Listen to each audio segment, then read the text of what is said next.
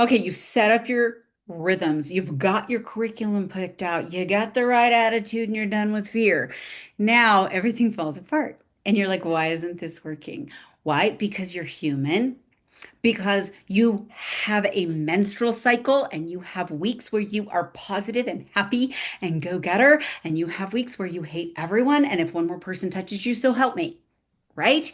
That happens. That's natural. That's who we are. God created us this way on purpose, believe it or not. And there is rhythm, there is knowledge and wisdom in that creation. It took me a long time to figure this out. So here we go. You are going to have a lot of days that everything falls apart. Now, number one, you remember that it's not going to last forever. It might be about 7 days, maybe less if you're lucky, but it's not going to be very long. What do you do about it? Well, if it's a day where you're just like, all I want to do is lay in bed and eat ice cream, just make sure you bring enough spoons for all the kids. Period. Grab that bucket of ice cream, give everybody a spoon and say, Mommy's having a rough day. Guess what we're doing? Because I did that a couple of times. I had a really rough day. My children didn't know what was going on, nor did they need to. But I couldn't stop crying all day long. And my children looked really worried, but they were too young to understand. And so I just said, you know what? Mom's having a rough day. So I grabbed a big old thing of ice cream. I don't even like ice cream. And I gave everybody a spoon. And they looked at me like, what the heck's going on? I sat down on the kitchen floor and started eating. And they looked at me like I was crazy. I'm like, come on. Seriously, Mom? I'm like, do it. Take advantage of Mom in the mood. And they sat down and we sat there and ate ice cream out of a gallon bucket. It might have been for breakfast. I don't even remember. One of their favorite memories of all time. They don't remember Mom was crying. They don't remember that it was a rough day for me. They remember eating ice cream on the floor with Mom. And they have asked for it since. Mom, I'm having a rough day. Can we get ice cream and eat it on the floor again? Bonding time. So remember that those rough days, the days where you're like, screw this, I hate it all. Do it. Quit that day.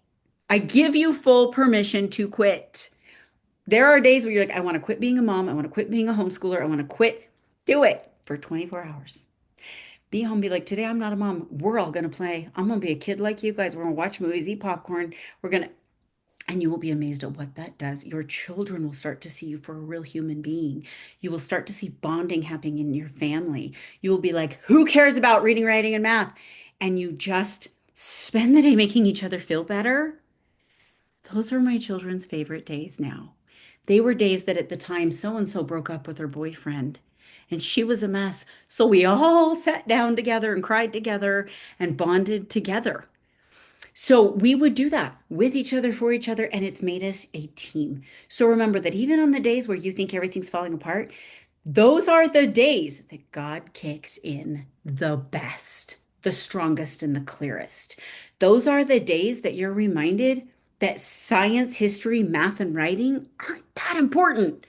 Important, yes, but not as important as the people who you're working with.